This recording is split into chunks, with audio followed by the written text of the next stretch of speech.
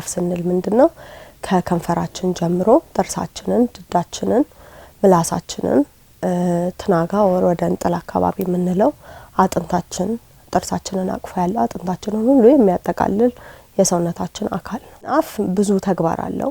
አንደኛው ያው ምንኖርበት ዋናው ጉዳይ መተንፈስ ስንተነፍስ ይጠቅመናል። ምግብ ስንመገብ ይጠቅመናል።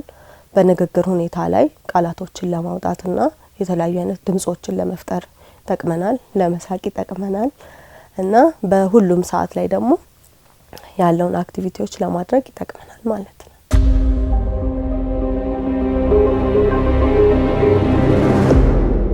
የአፍ ጤና ማለት ሙሉ ከህመም ነፃ ማለት አይደለም።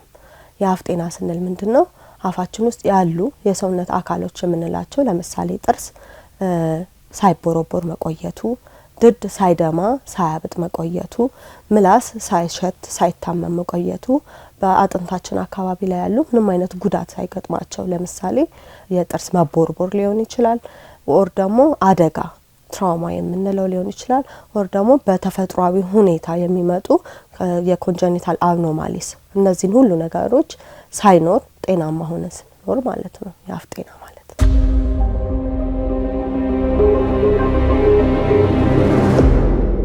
ጤናማ ያልሆነ የአመጋገብ ሁኔታ ነው። ጤናማ ያልሆነ አመጋገብ ስንል ስኳር የበዛባቸው ምግቦችን መመገብ፣ ስኳር በዝቶባቸውም ደግሞ ተለጣፊ ምንለው ለምሳሌ እንደ ቸኮሌት አይነት ማለት ነው። ስለዚህ ከበላነው በኋላ አፋችንን በአግባቡ ሳናጸዳ ስንቀር እዛው ላይ ረጅም ሰዓት ተለጥፎ ወደ ጥርስም ሊያጋልጥ የሚችል አይነት ምግቦች ሊሆኑ ይችላሉ፣ ጣፋጭ የሆኑ መጠጦች ሊሆኑ ይችላሉ ማለት ነው። ሌላኛው ደግሞ ከአመጋገባችን ቀጥሎ ያለው ዋናው ጉዳይ ጤናማ ያልሆነ ያኗኗር ዘይቤ ነው። ለምሳሌ ጫት መቃም ሊሆን ይችላል፣ መጠጥ መጠጣት ሊሆን ይችላል፣ ሲጋራ አብዝቶ መጠቀም፣ ሲጋራ ማጨስ ሊሆን ይችላል።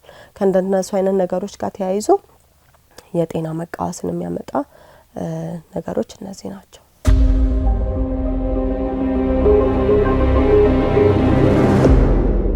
የአፍ ጤና ምርመራ በምንልበት ጊዜ አንድ ሰው ተኝቶ በምናየው ጊዜ መጀመሪያ ከፊቱ ይጀምራል። ፊቱ ላይ ያለ የአጥንት መሰበር ከሆነ የቆዳ መቀየር፣ እብጠት፣ ዳይሬክሽኑን የመቀየር ከግራና ከቀኝ ላይ እኩል አለመሆን ማለት ነው። ከዛ ይጀምራል። ከይሄኛው በውጫዊ በኩል የምናየው ነገር ነው። ከዛ ደግሞ አፉን ደግሞ ቴስት በመናረግበት ስክሪን በመናረግበት ሰዓት ላይ ከከንፈር ይጀምራል። የከንፈር ከለር ምንድነው መሆን ያለበት፣ ድርቀትና ለስላሴው እንዴት ነው መሆን ያለበት። ጥርስን ደግሞ ስናይ ጥርሳችን ምን ያህል ነው መሆን ያለበት። ያው አንድ አደልት የምንለው ሰው 32 ጥርስ እንዲኖረው እንጠብቃለን። በህፃናት ደግሞ 20 ጥርስ እንዲኖራቸው እንጠብቃለን። ስለዚህ እነዛ ጥርሶች በተሟላ ሁኔታ ነው ወይ ያሉት፣ በተሟላ ሁኔታ ላይ ከሌሉ ደግሞ ተወልቆ ነው ወይስ በአበቃቀል ሁኔታ ያልበቀለ ነው ወይ፣ አበቃቀሉም ትክክል ያልሆነ ነው ወይ የሚለውን አቀማመጥ እናያለን። ከዛ ደግሞ የድድ ከለር ነው የምናየው። ድድ በተፈጥሮ ወደ ፒንክ የሆነ ከለር ነው የሚኖረው ማለት ነው። ስለዚህ ከዛ ግን የዘለለ የቀላ ከሆነ ኢንፍላሜሽን እንዳለው ያሳየናል፣ የድድ ህመም እንዳለው ያሳየናል ማለት ነው። ኦር ደግሞ እላዩ ላይ ነጭ ነገሮች ብዙ ጊዜ ሸህላ የምንለው ኦር ደግሞ በእኛ ቋንቋ ካልኩለስ የምንለው አለ። ያ ደግሞ ጥርስን በአግባቡ አለማጽዳት የሚመጣ ነገር ስለሆነ እሱን እናያለን ማለት ነው። ሶስተኛ ደግሞ ቀጥለን የምናየው ምላስን ነው።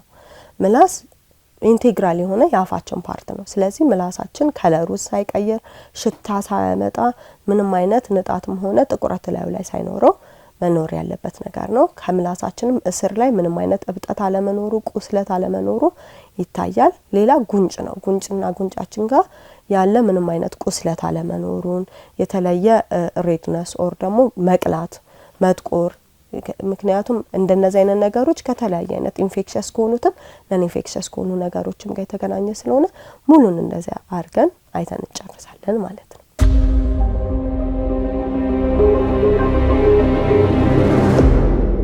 የአፍ ጤናን ለመጠበቅ አንደኛ የአፋችንን ንጽህና በአግባቡ መያዝ ነው። የአፋችንን ንጽህና በአግባቡ መያዝ ማለት በቀን 2 መቦረሽ አለበት። በቀን 2 የአፍ ጤና መጠበቅ አለበት ማለት እንዴት ነው?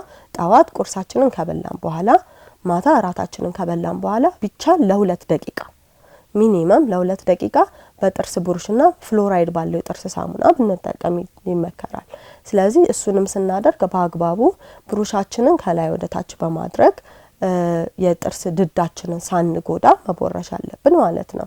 ይሄም ደግሞ ከሆነ በኋላ ቀን ላይ ምግብ ከተመገብን በኋላ የተለያዩ አይነት ጣፋጭ ምግቦችን ከተጠቀምን በኋላ ደግሞ በውሃ አፋችንን መግሞጥሞጥ እንችላለን ማለት ነው። ይሄ በእኛ በአመጋገብ ስታይል ላይ የሚመጣውን ነገር ለማቆም ነው። ሌላኛው ያሉንን አሉታዊ የአመጋገብና የላይፍ ስታይሎችን መቀነስ ነው። ለምሳሌ ሲጋራ ማጨስ፣ ከፍተኛ የሆነ የአልኮል ኮንሰምፕሽን ካለን ደግሞ እንደነዚህ አይነት ነገሮችን መግታት አለብን። ሌላኛው ደግሞ ምንድነው መረሳት የሌለበት ነገር የአፍ ጤና ስንል እንደ ትልቅ ሰውም ሆነና እንደ ህፃናትም ነው። ስለዚህ ብዙ ጊዜ ህፃናትን በመናይበት ጊዜ ከምን ሰዓት ጀምሮ የነሱን ጥርስ ማጽዳት አለብን የሚለው ይነሳል ማለት ነው። ስለዚህ በህክምናው መሰረት አንድ ህፃን ልጅ የአፉ መጸዳት ያለበት 6 ወር ሲሞላው ነው። 6 ወር ሲሞላው ጥርስም እያወጣ ስለሚሆን ወተትም ስለሚኖረው ንጹህ ነጠላ የቤት ውስጥ ባለ ንጹህ ነጠላ ውሃ ውስጥና ጨው ውስጥ ሶክ እየተደረገ ማጸዳት ይቻላል ማለት ነው።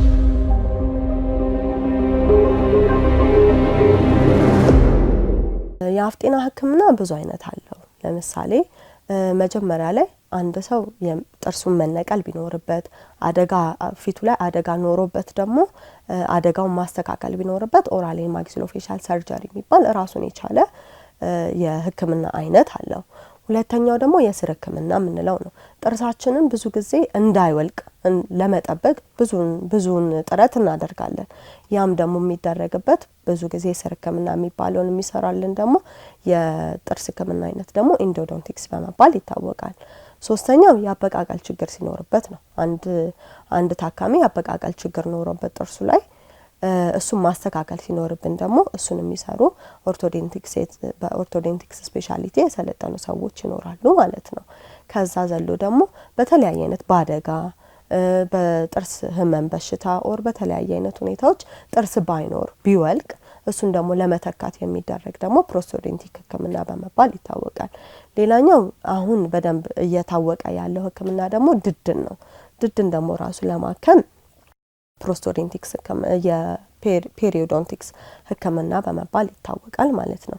ሌላ ደግሞ አድቮኬሲ ለመስራት የፖሊሲ ሁኔታዎች ላይ ለመስራት እና ጥናትና ምርምርን ለማድረግ ደግሞ ዴንታል ፐብሊክ ሄልዝ የሚባል ሌላኛውም አይነት የህክምና አይነት አለ ማለት ነው።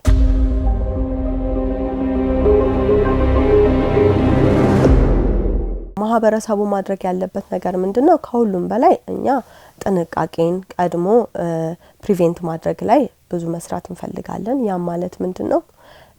ያፋችንን ጤና በቀን 2 ጊዜ መጠበቅ አለብን። እንዳልኩት ጠዋት እና ማታ ላይ አትሊስት ለ2 ደቂቃ በጥርስ ብሩሽና በፍሎራይድ ባለው የጥርስ ሳሙና ብንጠቀም ከዛም ደግሞ ህክምና የሚያስፈልገው ሰዓት ሲኖር ባላቸው ያቅራቢያቸው ባለ የህክምና ቦታ ላይ መተው ህክምናዎችን እንዲያገኙ በማለት መልእክቴን አስተላልፋለሁ።